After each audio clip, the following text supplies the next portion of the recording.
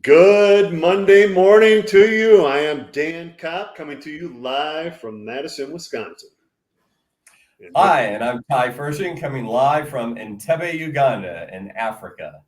Right on, Ty. Good to see you this morning. I'm excited about today's topic, which is engaged values.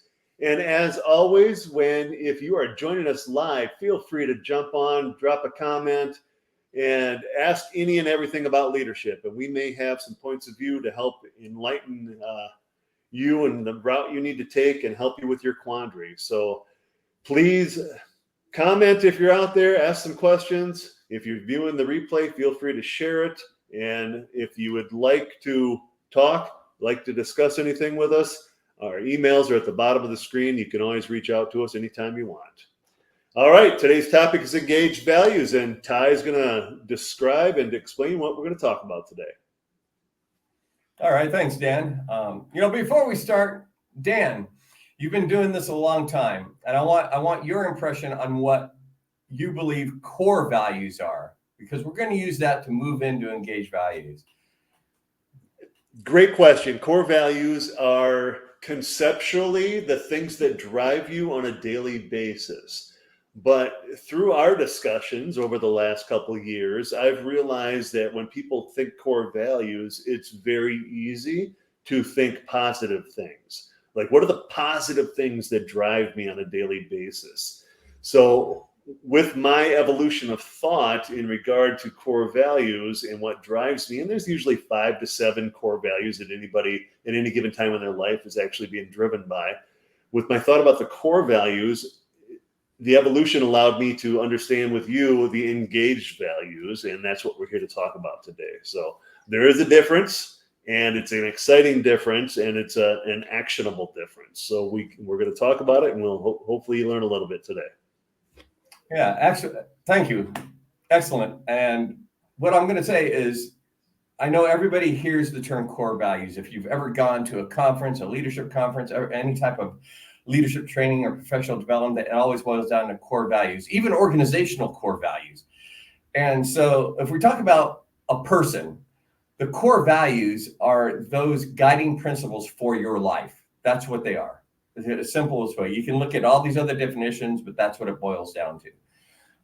Core values are really as I said, the guiding principles which drive you, as Dan said. They dictate your actions.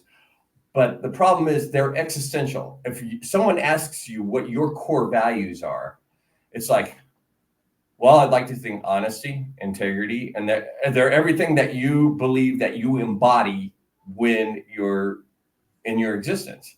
Okay. Through a positive lens too, right? Yeah, absolutely. And the problem with that, even with me, when I first started, when I first went to a conference, it was so existential. It was just like, wow. And a lot of people, including myself at times, have trouble with introspection of what those core values are for you. No one likes to say, I'm this, this, and this. So we broke it down, and engaged values are actually a subset of core values. Engaged values are those things that you engage. I'm just going to use a circular definition. They're the values you engage in on a daily basis, meaning it's your daily habits, and those habits and your actions are driven by engaged values. Okay, so what does that mean for a person? It means that those are the things you actually do. Those are the things that you are held accountable for on a daily basis. If you have, and let's just start with something simple. Let's say you don't know. And you say, okay, well, I make my bed every day. And it's like, well, how is that a value? I go, well, if you make it every day, it means you have some modicum of discipline if you're doing it every day. I'm not saying discipline is your core value, but it's definitely you're engaged in that habit. And the nice thing about habits is once you do them, they're easier to do and continue to do.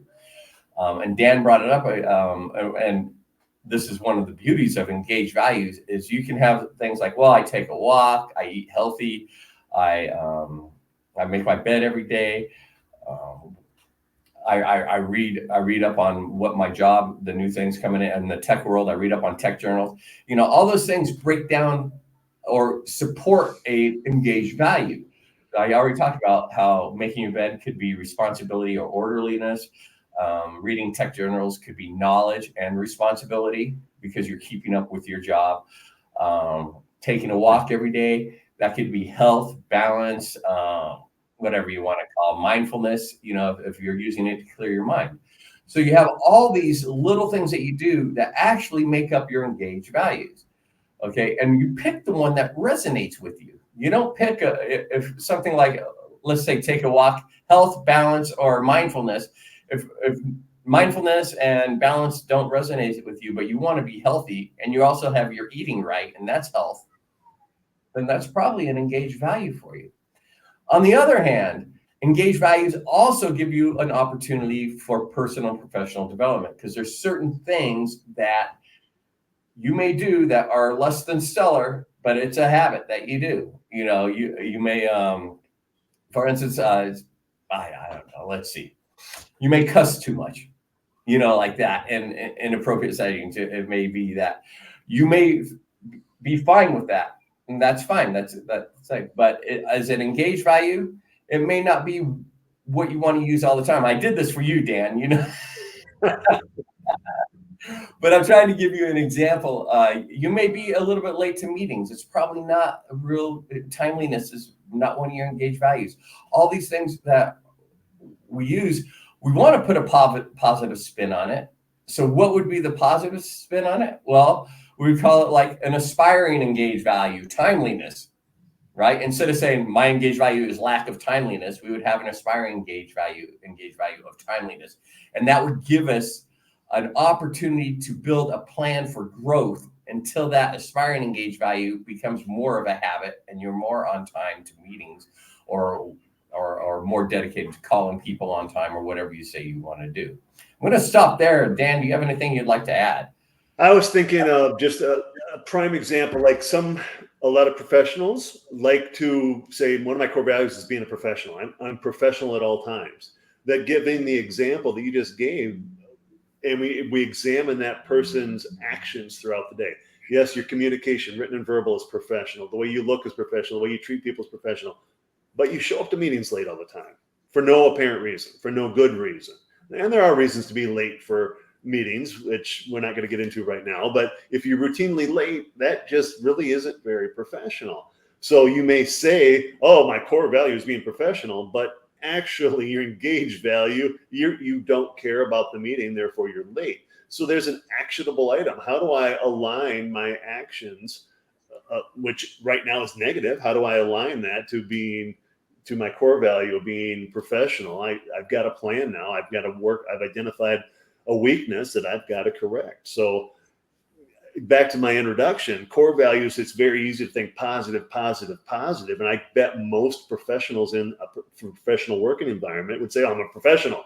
But then if we start examining the things I just talked about, maybe you aren't always professional. Maybe you're leading the gossip, the rumor mill. Maybe you are late to meetings. Maybe your emails are less than professional at times. Maybe your verbal communication is less than professional.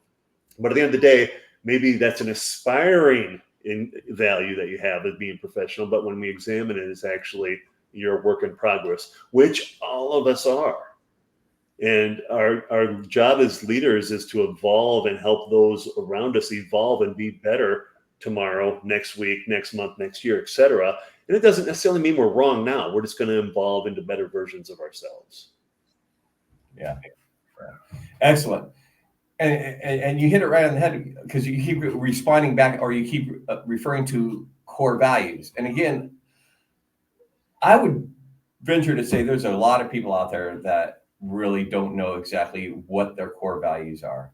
And the nice thing about engaged values is that if you look at your daily habits or your actions and you develop what your engaged values are, then you can work backwards from your engaged values and know or figure out what your core values are.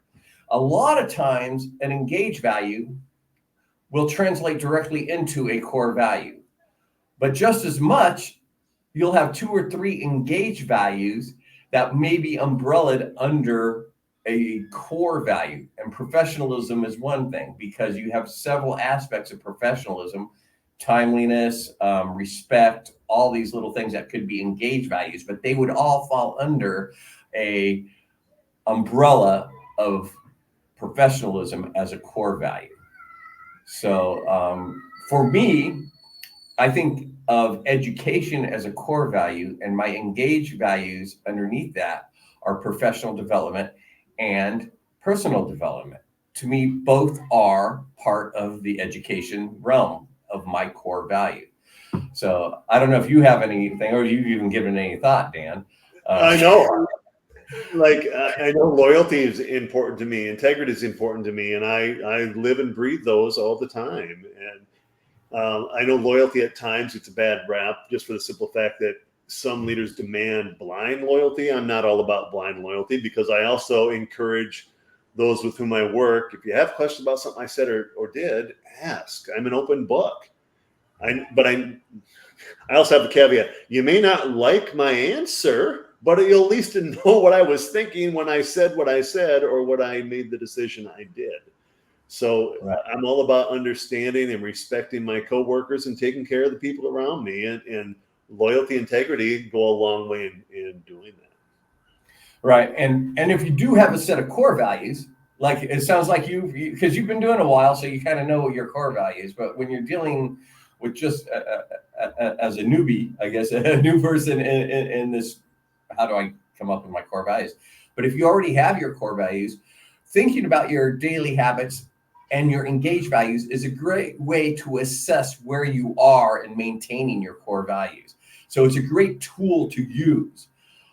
Another thing, we use this in, you see it all the time. These organizations will have, we value honesty, integrity, boom.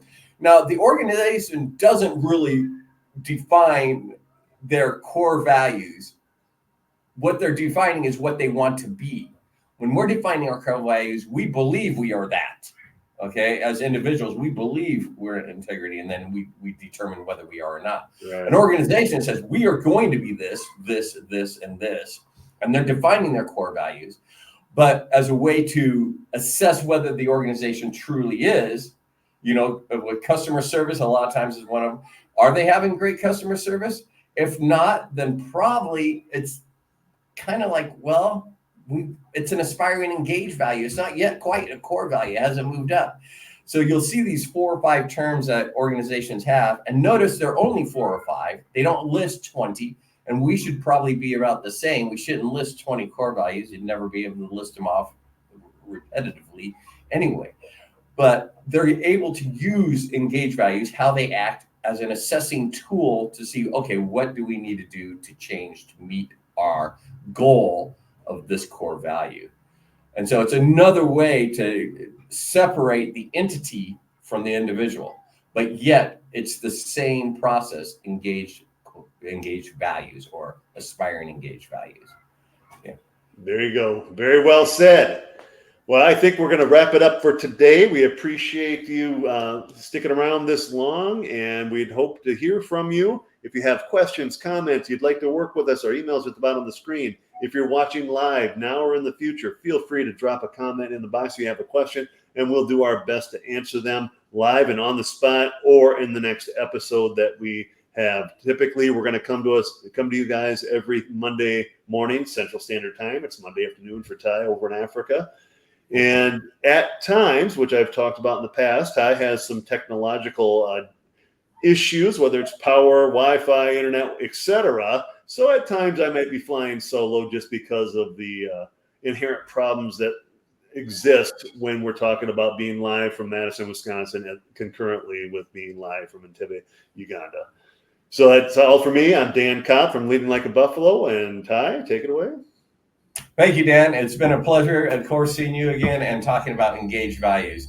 If you have any questions on engaged values, it's a little bit of a shift of the way you think normally. Feel free to drop us a line, either one of us. Dan and I have been working together. I don't know if he told you or remember, we're writing a book together that's encompassing all of this. Yeah. So that'll be out shortly. Anyway, in the meantime, seriously, shoot us an email or a note. Let us know what's going on. Thank you for your time. Everybody have a great work week. This is leadership. That's what we're talking about, and you can do it. Good luck. Take care. Bye-bye.